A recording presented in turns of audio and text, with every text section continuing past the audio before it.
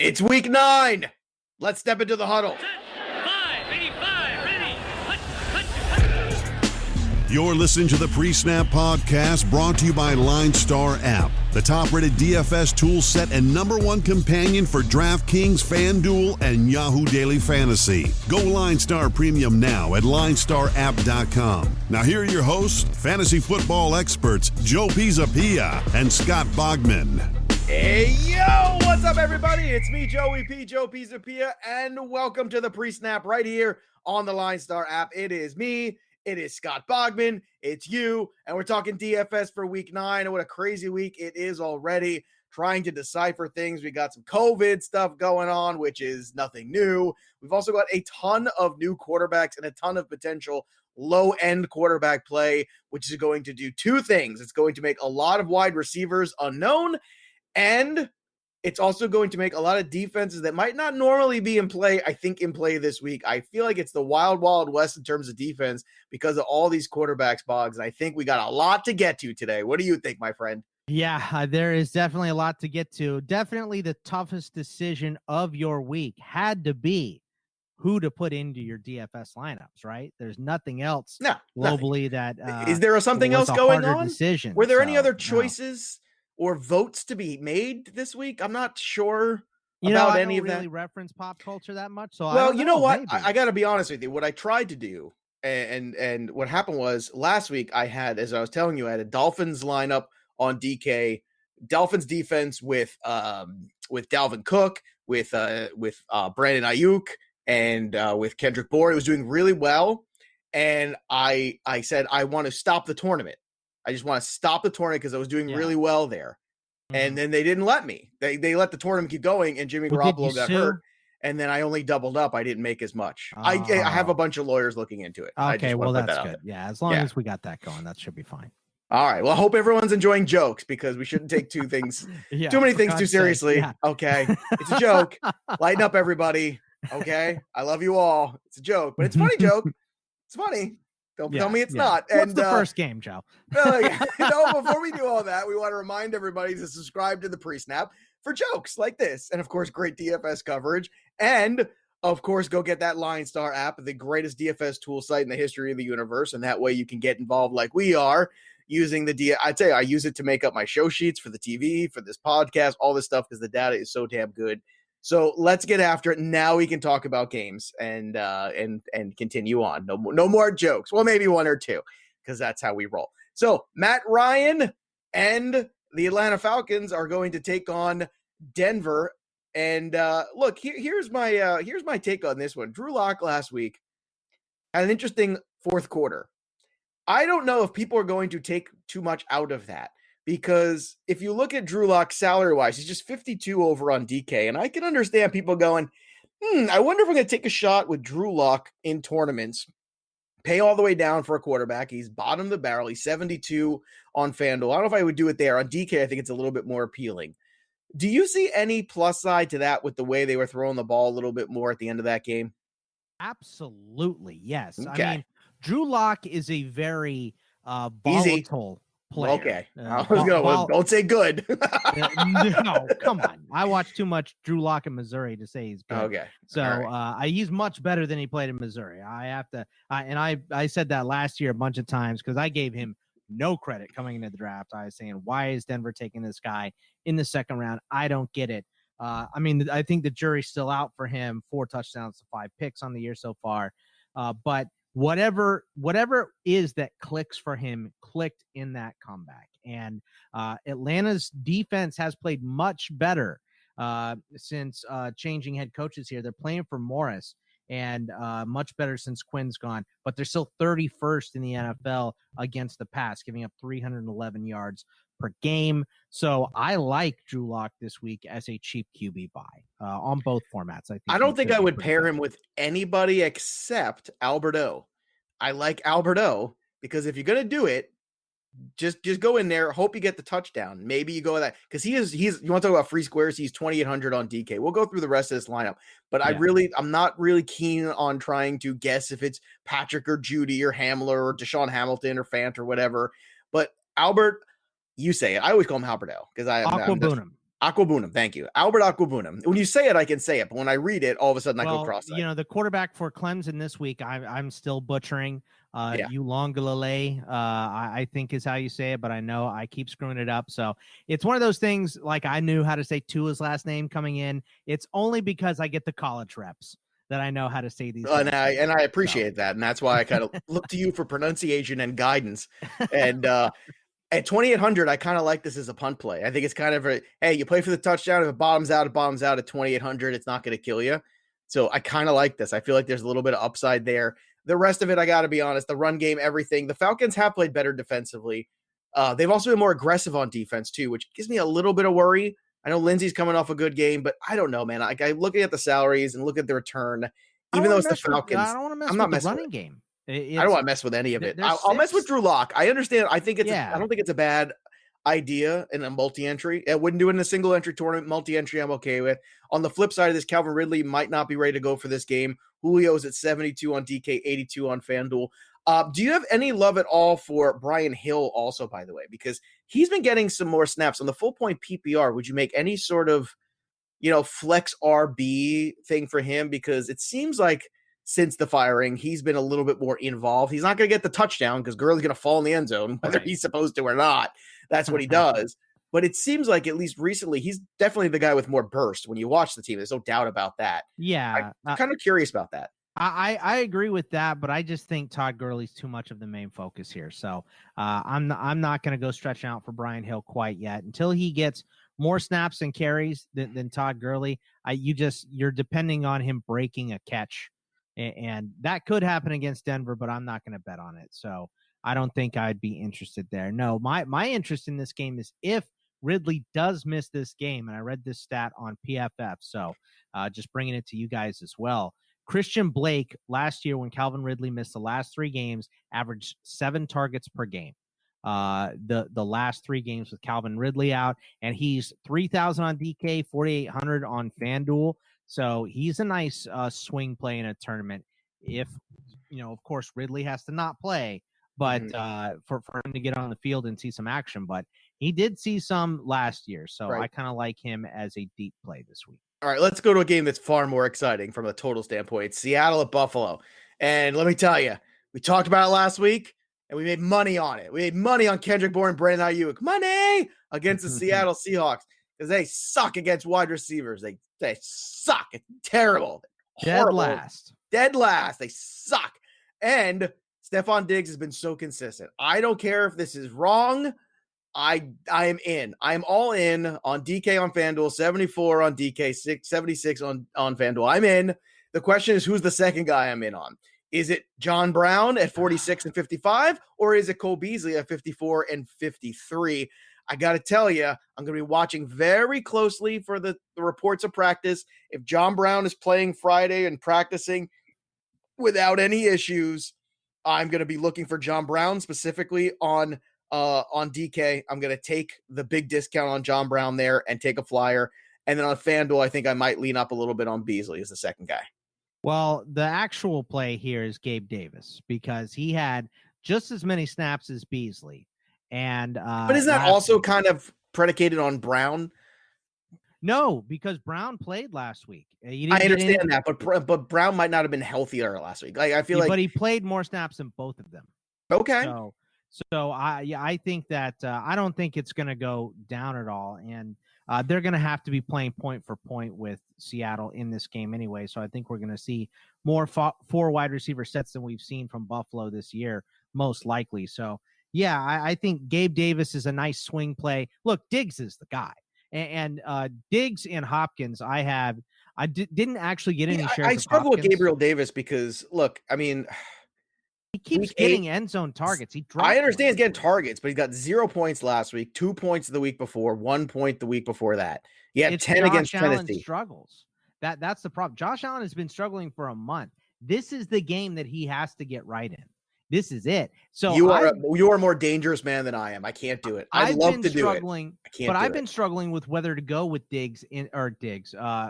Josh Allen in this game or not. I'm still not going with Josh Allen, but I don't think it matters. See, I think I can still get what I need out of Stephon Diggs and probably one other person and Allen's still not at the price Allen is at. I guess that's my point too. And I think we have to realize too, it kind of like when we face the Cowboys, it just doesn't matter how anybody is playing when you face the Cowboys. You get right offensively. I'm pretty sure the same things about Seattle. I've watched a lot of Seattle this year. Well, they do get Jamal Adams back this week. That's the one caveat there. But they weren't playing like Jamal Adams for them was used much better as a pass rusher than he was in coverage because they need someone to rush the quarterback. It's chicken and the egg because you need to put more pressure on the quarterback so that you can have guys covered for more than 2 Mississippis. That's what you got to have to do. I'm going to pass on Allen. I'm intrigued by Zach Moss at 5,200 on DK and 58 on FanDuel. He's an intriguing guy because I think he's got touchdown upside. So as a flex RB or an RB2, I can understand that.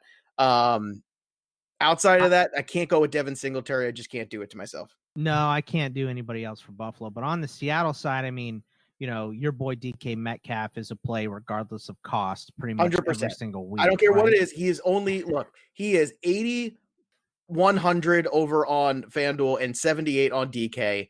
The guy's playing out of his mind. He's a 9K player value. You're getting $1,000 discount right now. You just take it. Just take it. I don't know what the situation is. You want to take a flyer on DJ Dallas as more information comes out? Okay. You want to go at Russell Wilson? Okay. The Buffalo Bills defense has been a letdown for me this year. I don't think they can do enough to stop DK Metcalf. Lockett, okay, if you only want to take that Lockett shot, but we all know it's either or. It hasn't really been both this year. I will continue to invest in DK Metcalf because the dude's just been out of his gourd. He's been so good. Well, I want, on the running back side, I want whoever the starter is here for Seattle. So if it's going to be a game time decision, that's a little tough, but this is an early game at what would that be? 1:00 your time, Joe, 11 for me. So it's an early game. So you'll be able to know, you don't have to wait till the afternoon because this game is being played in Buffalo. So if it's Carson, I love Carson. What I really would like is if Carson and Hyde are both going to miss again is to get DJ Dallas into my lineup because Buffalo has been god awful against the run. They are 26 in the league, averaging 134.5 yards per game. And we saw CEH tear them up. The Jets ran against them. Well, we just need more just a little more clarity. DJ Davis is 5K on DK, 51 on FanDuel. I gotta be honest with you. I almost like him better on FanDuel where I'm just trying to get the touchdown. That's what I'm trying to do. I feel like he's got more downside on DK in the full point PPR than he does on FanDuel. 51 is, that's a free square running back. So it's something you could take and you could pay all the way up this week for Dalvin Cook or Christian McCaffrey, wherever you want. All right, let's go to Chicago and Tennessee. Chicago's on the breaking point right now. A third loss in a row here would be devastating for them. But I will say this. Although Darnell Mooney had some moments in the game, and I like what I've been seeing there, and I know Anthony Miller showed up a little bit too, I like Allen Robinson's price on both sides. It's 69 on both sides, which, again, it's kind of funny it happens. We get this once every couple of weeks, really, where there's a player at the same price. But it tells you he's just locked in at a value, and he's just solid. And he is so matchup proof, quarterback proof, everything proof. God bless Allen Robinson.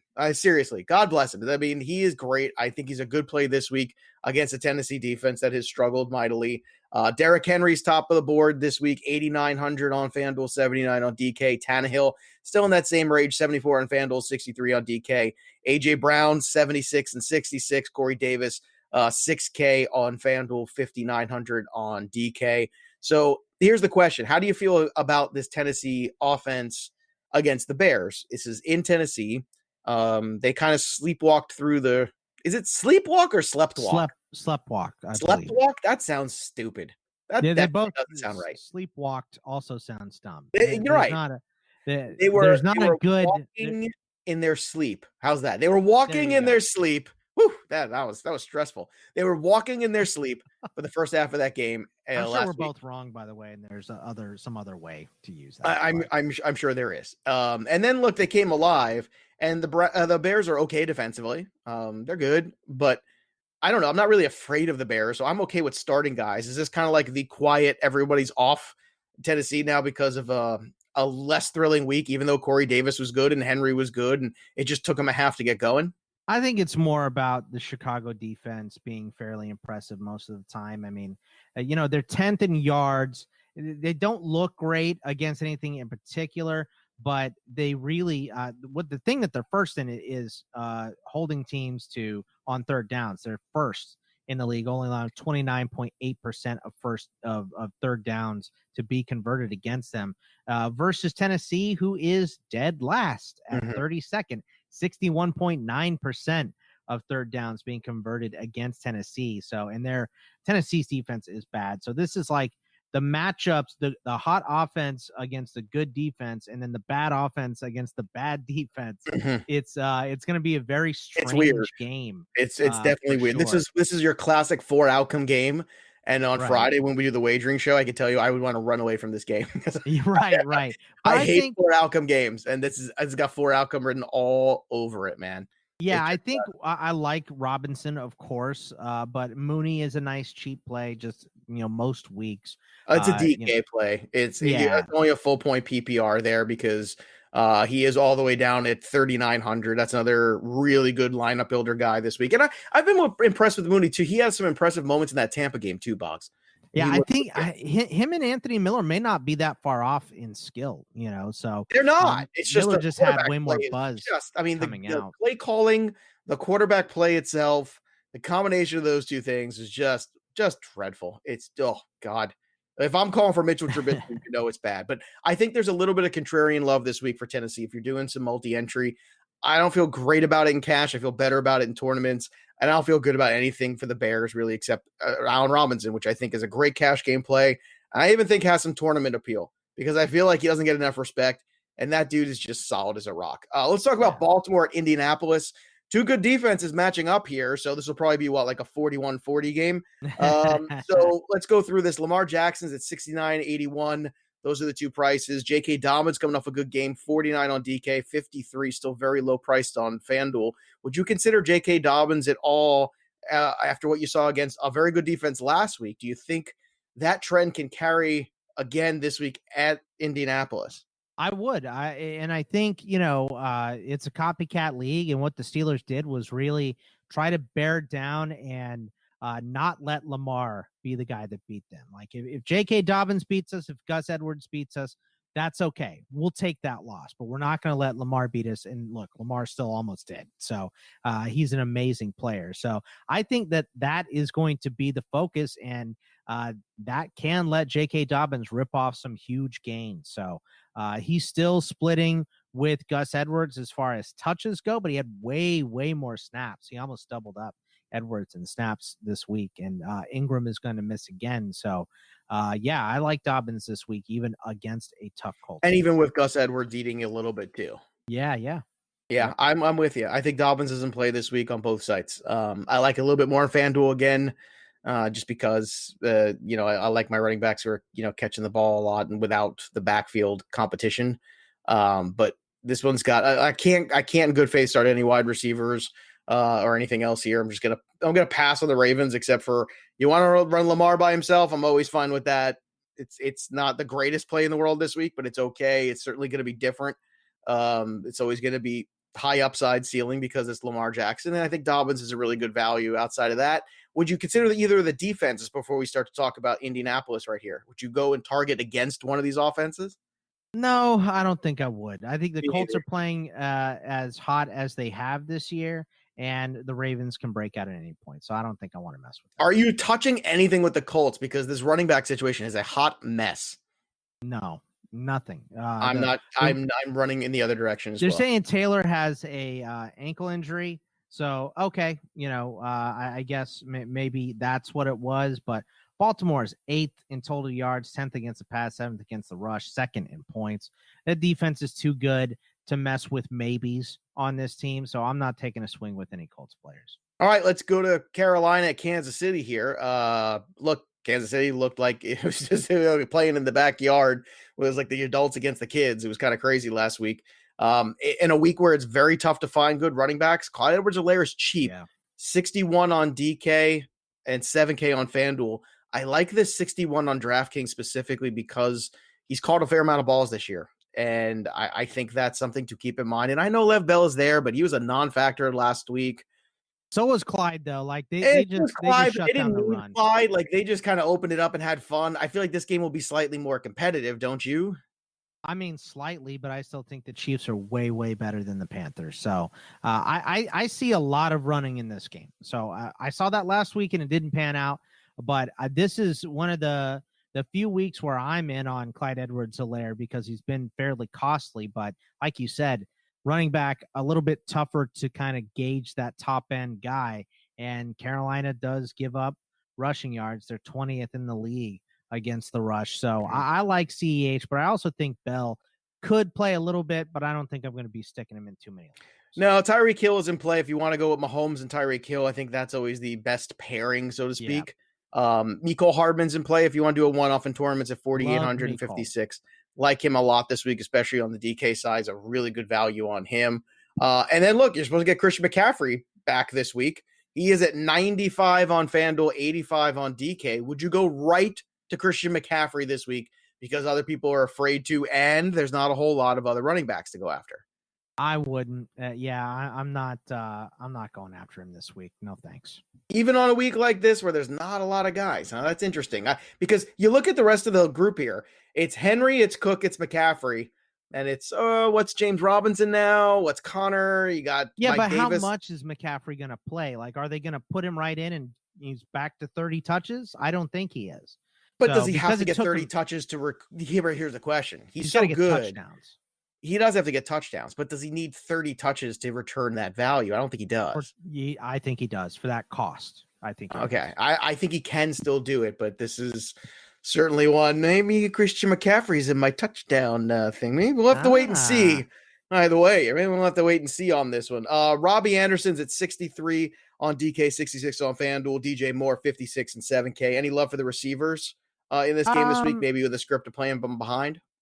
Kansas City's actually been really good against the pass, even with a lot of teams playing from behind against them. They've gotten some good pressure on the quarterback. I think that's why. Yeah, pressure on the quarterback, and they played some really crappy quarterbacks too. So that also helps. You're right. 201 yards. I mean, what's the schedule here? They've faced, let's see, they faced Darnold, Locke, Allen, Derek Carr, Cam Newton.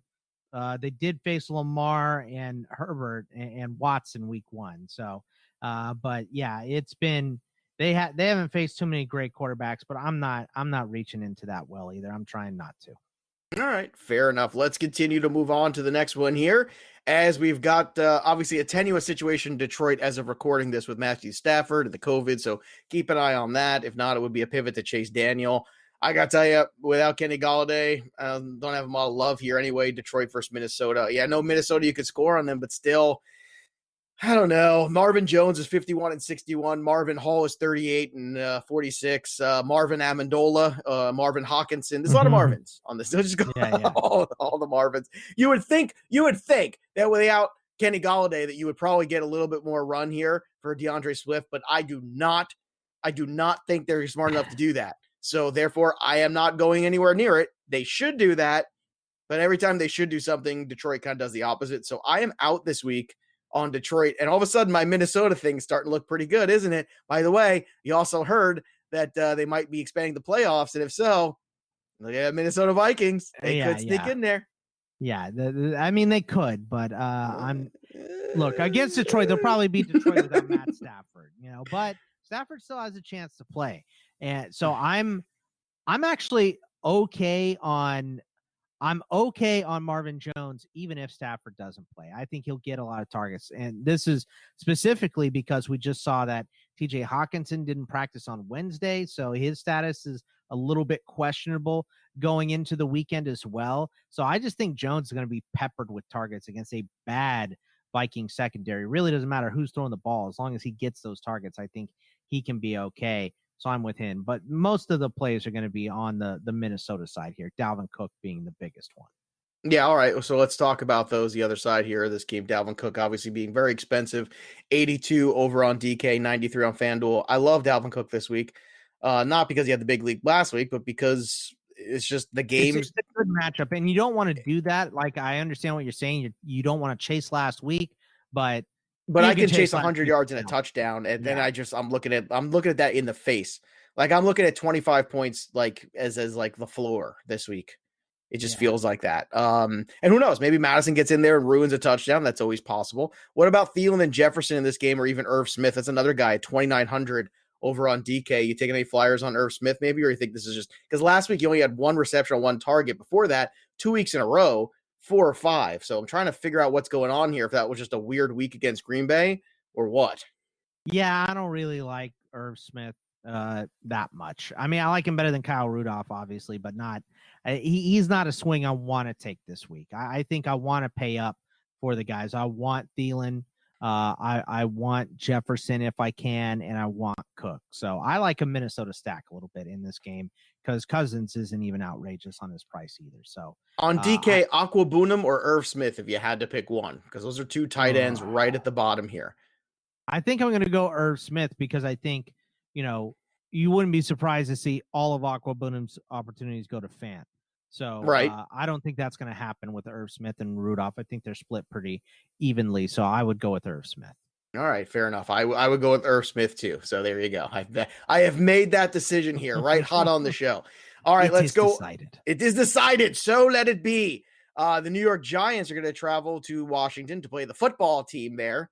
Skip it. Always, you know what's funny about this? It always sounds like whenever I say it now, it always feels like, when someone doesn't know anything about sports, like, oh, you're going to go score the touchdowns and are you going to go play baseball, score some touchdown? Well, you're going to go watch the football team? Oh, you go enjoy the football team today. That's what it feels like. It feels like I'm just making up things that I'm doing or making up a game that doesn't exist. But really nothing at all. Because I got some love here for Logan Thomas at 37 on DK. Yeah, okay. Well, look, I found the one thing. You got to tempt me with Logan Thomas. I'm going to tempt you with Logan Thomas. What about the Washington defense? 34 and 47 against Daniel Jones. Mr. Turnover. Mr. Turnover. Yeah, that's not bad either. Look, this isn't a That's 2. Maybe I can go for a 3. This is not a completely skip it game, but I think this is going to hit the under. I think both these defenses are playing well. Both these offenses aren't playing well.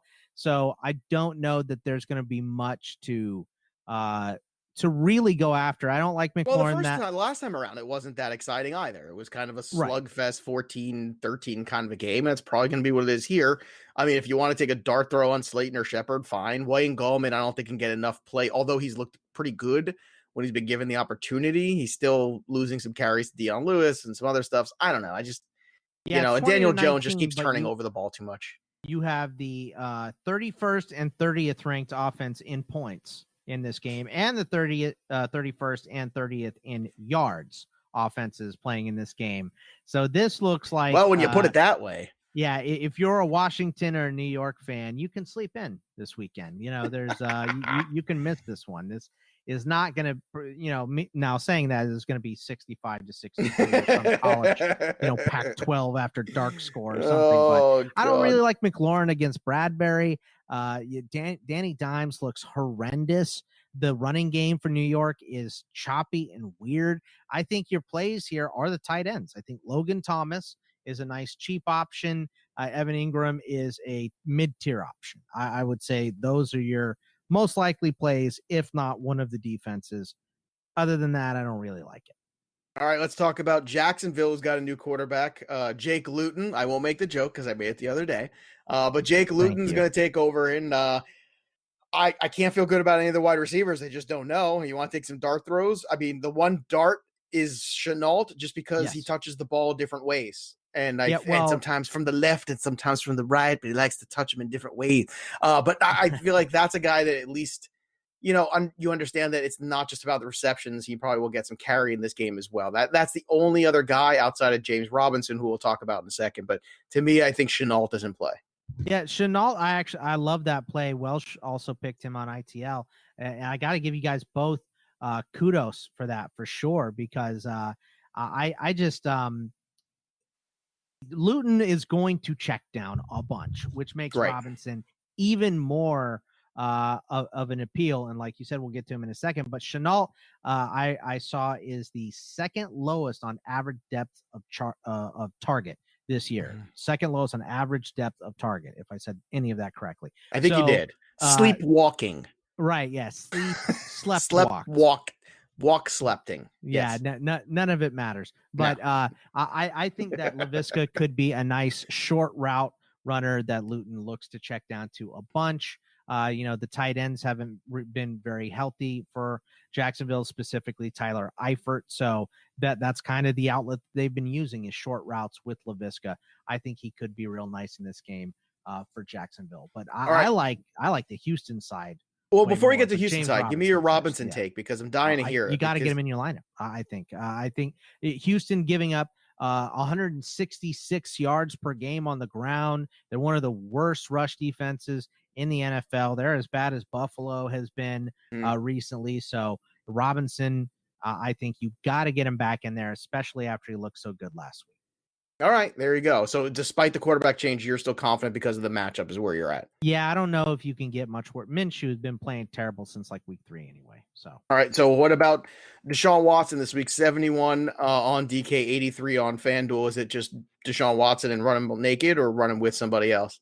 Well, look, Fuller's kind of staying, and Cooks has been getting a decent amount of targets too, so I don't mind either one of those plays. I like Fuller this week. It's much better matchup for him. Do you have a puke bucket around you? Because one of my favorite plays this week is actually David Johnson. Yeah, I know. But Jacksonville almost as bad as Houston against the run, 142.6 yards per game. David Johnson has been used extensively since the coaching change. They're not getting Duke Johnson many touches at all, even though they keep saying we got to get Duke more involved. They just don't do it. So I don't know. David Johnson is not sexy. He's not fun to watch, but he's going to get a bunch of touches in this game. He's points. I mean, here's a point, right? Green Bay a couple weeks ago, 17.5 points over on DK. At Tennessee the week before, 13.9, 12.3, 11.2. So they're crooked numbers. You're not wrong. He's only got 2 touchdowns over those 4 games, but I'll give you for instance here. Would you rather Clyde Edwards-Helaire at 61 or David Johnson at 56? It's a big savings. Oh, yeah. Man, I really like CH this week, though. I do too. CH has the higher ceiling, but really, when you think about it, I mean, yeah, if Bell does anything or rips off the big run, or if they score passing and they go to Bell in the second half, which we thought was going to happen last week against the Jets. Yeah, you know what? I think I'd save the money and take David Johnson. Yeah, I'm starting to feel the same way here as we start to get into that. So, let's move on to the next one here. Las Vegas against the Los Angeles Chargers. We'll see if the Chargers can blow another lead this week. Herbert's been great, 68 and 79 respectively. I don't want to mess with Pope, Kelly, Jackson. Don't want to mess with any of them. I'm pretty sure those were the original members of Belle Biv DeVoe, by the way. Pope, Kelly, and Jackson. Right? I think they were, yeah. They were poison though, so they couldn't keep them all together. So they had to go with Ronnie and Mike and okay. You have to watch Brooklyn Nine-Nine. You got to watch it. But I do feel good about Keenan Allen always in cash with Herbert. 7K for him on DK is still a good return. 75 on FanDuel. On the flip side here, do you have any love for Derek Carr? 57 and 7K, and then Josh Jacobs is just 63. You're getting a huge discount because of the matchup against the Chargers, who I believe, if I'm reading this correctly, have given up just 1 rushing touchdown all year.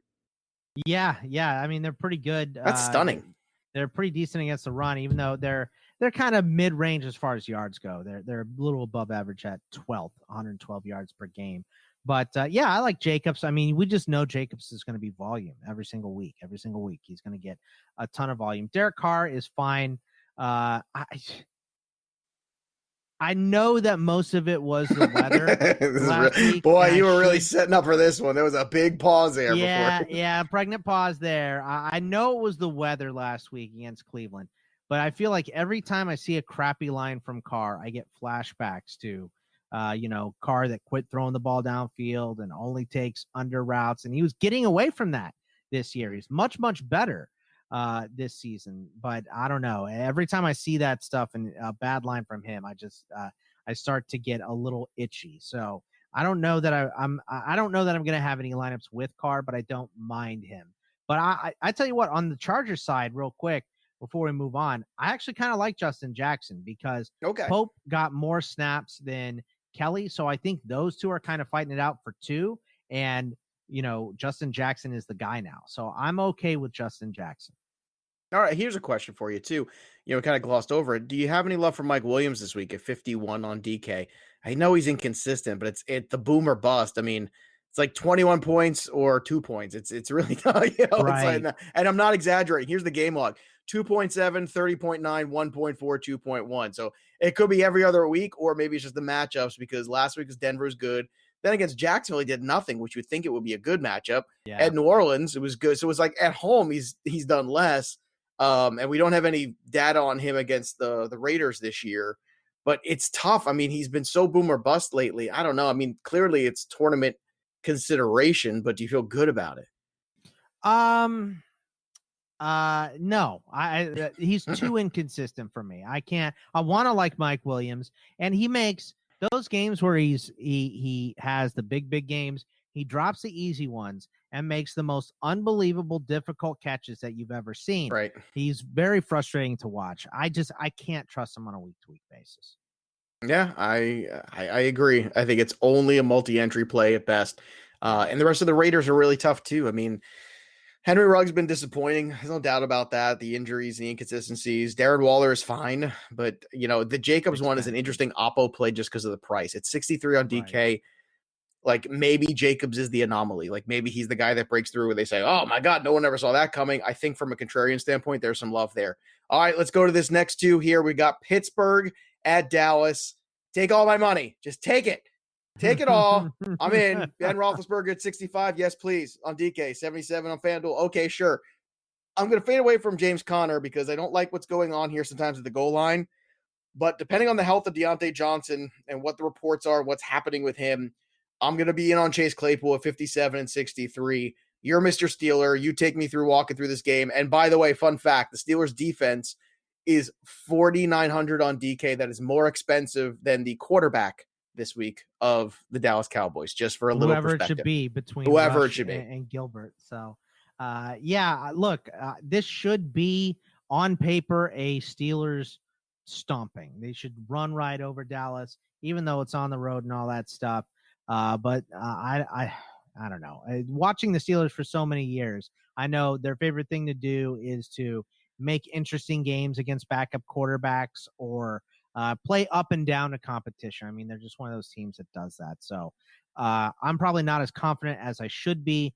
But if you want to start any Steelers wide receiver in this game, you have everyone's blessing. I mean, Deontay's a little banged up, but Claypool and Juju and Deontay and Ebron, and I'm not shying away from Connor. I think he could score multiple touchdowns in this game because I just assume they're going to be in Dallas Cowboy territory for most of the game. So, so you're just taking the volume of the opportunity then. Okay, yeah, that's fair. The opportunities. I'm okay with rolling any Steeler out this week. I don't know. I think been it's a big tough on sell for two at all this year. No, so me neither. I'm in this week. Yeah, I think he could be nice this week too. So. Yeah, Deontay Johnson. I'd love if Deontay Johnson was 100% healthy. Like but the problem is he's even healthy and then he gets into games and then he leaves and they just, and he's missed recent practice because of the toe and ankle issues. So it just seems I think the toe happened like week 2 and it's been screwing with him the whole time and it makes him compensate and that makes him pull a hamstring here or have a calf here or there. He got hit in the back the other day. Like, it's he's not really built to last. He's a smaller guy, Yeah, well, it's frustrating. I don't like it at all. It makes me mad. All right. And as far as the Cowboys go, look, you're getting a phenomenal discount on Amari Cooper at 5,600. I mean, that's one of the few guys where I kind of go, well, maybe you can get double digits out of that, no matter who's playing quarterback. There's also a narrative. So many of those guys that are this week that you're getting the discount on. All of the Cowboys. Why? Yeah. You're getting the discount is Gilbert or Rush going to be better than DiNucci, though? How can they be worse? Well, that's what I'm saying now. How can they be worse? But they've also played in the NFL. Cooper Rush has gotten snaps on NFL fields, at least. You know what I mean? And Gilbert was, of course, let's not forget the other football league, the spring football league that folded. He was the leading passer there.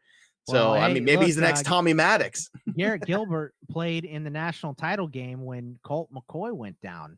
Against Bama in the Crimson Tide, if you remember that national championship game. Yeah. I unfortunately do remember it. I wish I could forget it, like Eternal Sunshine of the Spotless Mind, just erase that memory right out of there. But yeah, man, I don't think you're gonna get much from Dallas at all, so I don't trust starting any of them. Maybe if you want to do a contrarian play, put some of those guys in there, but I'm not messing with Lamb. I'm not messing with Gallup. No Zeke. No, thank you. All right.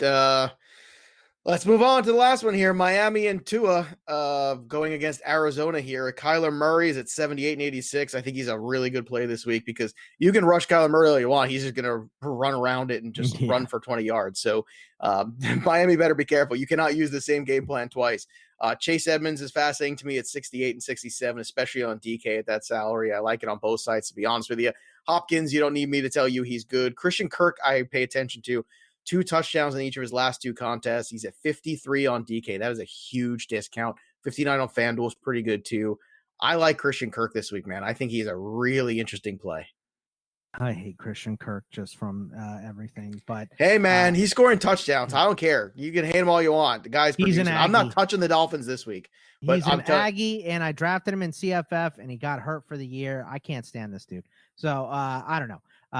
Look, Kirk has been playing well, so I respect the play, but I just don't like Kirk. So I get it. I'm more interested. Like, obviously, Murray is great and an option every week. I think Chase Edmonds without Kenyon Drake there, most likely. Now, Kenyon Drake isn't as hurt as initially thought, so he's questionable for this week. So he may still get in there, but I like Chase Edmonds. I don't think Drake's going to play. I like Chase Edmonds this week. Obviously Hopkins always an option. Maybe the Cardinals defense against Tua, because this is I've got the Cardinals defense everywhere. 2,900 on DK. Love it. On FanDuel, we were talking before the show. On FanDuel, they're 43. On DK, they're 29. I got him in a bunch of lineups already. I mean, Buddha's just been playing out of his mind. Yeah. So would you be really shocked to see him pick one off? I wouldn't. No. Even though he didn't have one. He didn't have an interception until. But he didn't have a lot of attempts either. And like, I don't expect Tua to go out there and just be mind-blowing his first game on the road. I mean, the guy didn't even break 100 yards. He didn't have to. I get that. But I mean, and I love Tua. I'm a big Tua fan. But I'm trying to call it what it is here. And I think the Cardinals are in a good spot here. Young guy just trying to figure it out, trying to, get back into football again. I think that's more to the point where we're at here. So I'm all in on the Cardinals this week. I think it's a really good play. We mentioned them all. Edmonds is in, Hopkins is in, Murray's in, and Kirk. So I think that's a really nice alternative to get involved with the Cardinals this week. It's a really nice stack. Everybody's going to be involved with Seattle. Everybody's going to always be involved with this Buffalo against Seattle. Everyone's going to be involved with Pittsburgh. Me, I'm going to be involved with, especially because last week Miami defense looked so great. Everyone's afraid of them now. I'm not that afraid, okay? It was Jared Goff. You can punch him in the mouth, and he doesn't know what's going on for the rest of the game. He's like, you remember Glass Joe in Punch Out? Yeah. He's like Mike that. Tyson's Punch Out. Yeah, and Mike Tyson, he's totally Glass Joe. You hit him once, he's like, oh, and then that's it. They just knock him over. And his pants may or may not fall down. All right. It's that time again, boys and girls. It's time to find the end zone. Scott Bogman and I are going to each pick a running back and a wide receiver that are going to score this week and maybe win you some free stuff. You retweet this segment. Go follow us over at LineStar app and LineStar NFL. Give us a like there. Retweet the segment. And you could be playing along with one of us. That's right. We will be your champions to win some free swag, courtesy of the LineStar app, the greatest DFS tool site in the history of the universe. So, Bogman, it's the odd week, which means you get to go first this week. Who is your running back to find the end zone? Dalvin Cook.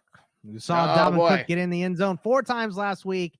I have lost now 4 weeks in a row. We are tied 4-4. I won the first 4 weeks. I think I can't. I think. Wait, is that where we're at? I thought last week was a tie. So technically, you're still up 1. Okay, I'm still up 1, but I haven't won 1 in a month. So no, you are 4-1. You're old, baby. Right. So give me Dalvin Cook. He's got to snap me out of this slump. It's against the Lions. So now you all know to play Madison. Because he'll score all the vulture touchdowns. So. You know what? I'm tempted to go with Madison just because I think it'd be hilarious. But I'm not going to do that because I want to win somebody some free stuff. So that's where it becomes a little difficult. But it's really tempting, man. I'm going to go your own guy against you this week. I'm going to go with David Johnson. How about that against Jacksonville? Okay. Let's do it. He's been pretty consistent, uninspiring, but consistent. So I just want to get on the board here. Once real quick. And then I'm going to go with my boy DK Metcalf because he's a monster. No one can stop him. And I feel like that's a lock for 2. So depending on how Dalvin Cook does, if he's got 2 by himself, which is very possible. Who knows? DK could have 2 by himself too. Maybe I keep pace with you. Who's your wide receiver this week, Boggs? DeAndre Hopkins against the Dolphins. I mean, come on. Come on. He's absolutely got to score in this game. Let's go, D-Hop. Give me that win. Dalvin Cook and DeAndre Hopkins. How can I lose this week? Come on. Let's go. I don't know, but you might find a way. All right. Life finds a way. Yeah. It always does, Jeff Goldblum. Oh, all right. That'll do it for us. Make sure you follow us on Twitter at Bogman Sports, at Joe Pisa17. And again, go subscribe to the PreSnap wherever you listen to your podcasts. We are there. The PreSnap show, courtesy of the LineStar app. We are the best DFS show. And also, on Friday, we're going to be doing the wagering show, so make sure you stay tuned and subscribe so you know when that drops. That'll do it for us. There's nothing left to do now except down, set, win. You've been listening to the PreSnap Podcast, brought to you by LineStar. Hit subscribe, drop a review, tell a friend, and stay tuned for the next episode from fantasy football experts Joe Pisapia and Scott Bogman.